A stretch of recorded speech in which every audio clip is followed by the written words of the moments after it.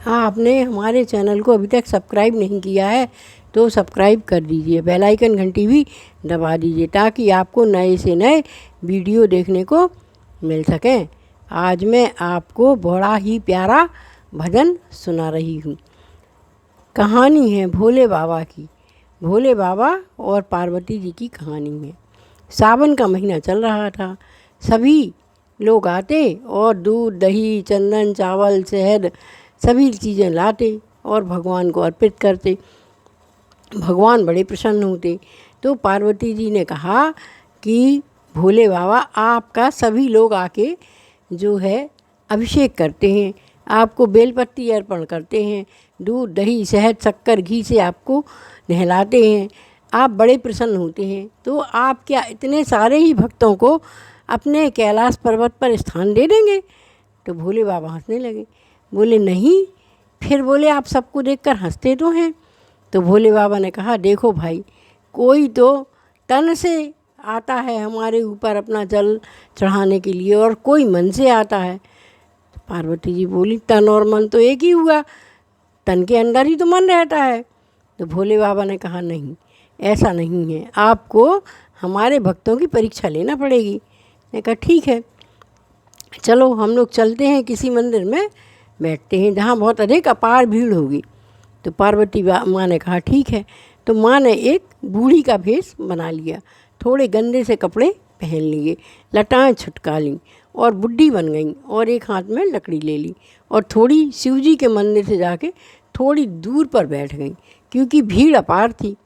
लोग वहाँ को जो है भगवान का पूजन करने की होड़ लगी हुई थी।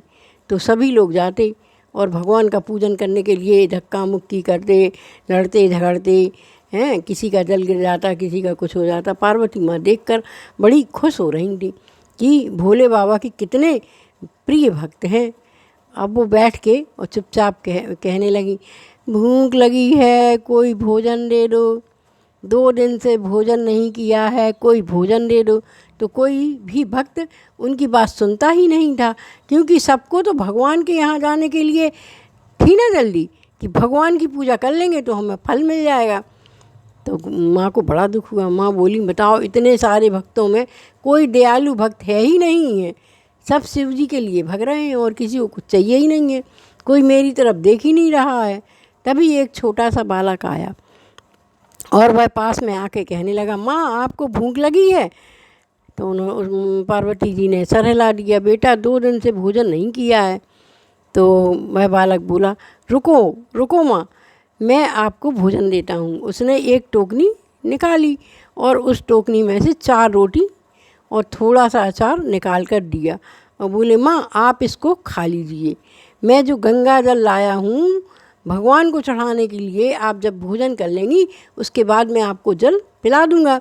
तो पार्वती जी ने कहा कि अरे भाई, जब तुम मुझे जल पिला दोगे तो गंगा जल भगवान को कैसे चढ़ाओगे? तो वह बालक हंसने लगा, बोला माँ देख रही हो कितनी लंबी भीड़ लगी है, सब एक दूसरे से लड़ रहे हैं भगवान के पास पहुँचने की लोगों को इतनी जल्दी है, मैं तो वहाँ पहुँच ही नहीं सकता, छोटा सा बालक हूँ, तो मैं क्यों लाइन में लगूँ? मैं आपको ही जल पिला दूँगा तो मेरी आत्मा संतुष्ट हो जाएगी और भगवान का नाम ले लूँगा कि हे भोले बाबा, मैं आपको यहीं पर जल चढ़ा रहा हूँ, तो भोले बाबा भी मेरा जल ले लेंगे। तो पार्वती माँ खुश हो गई और पार्वती माँ की समझ में आ गया कि इतने सारे भक्तों में सिर्फ शिव जी का एक ही प्रिय भक्त है जो कि मुझे जल पिलाकर भगवान को जल अर्पित कर कर संतुष्ट हो जाएगा। यह आत्मा से जल चढ़ा रहा है, सब तो शरीर से जल चढ़ा रहे हैं। और पार्वती माँ ने झट से वो सूखी रोटी अचार के संग खा ली और उस लड़के ने उनको जल पिला दिया और जल पिलाकर वह घर वापस आ गया। माँ भी वहाँ से अंतर ध्यान हो गई। अब शंकर जी के पास कैलाश पर्वत पर पहुँची, कहने लगी भैया इतनी लंबी भीड़ में प्रभु सिर्फ एक ही भक्त निकला जो आपको मन से पूजा करने आया था और उसने हमें जल पिलाकर ही संतोष कर लिया और वह अपने घर वापस लौट गया। तो बस भगवान बोले तो सिर्फ उसी को कैलाश में स्थान मिलेगा। ये तो लंबी रेस वाले घोड़े हैं, ये तो लगे ही रहते हैं, इनको तो हम देखकर प्रसन्न होते रहते हैं।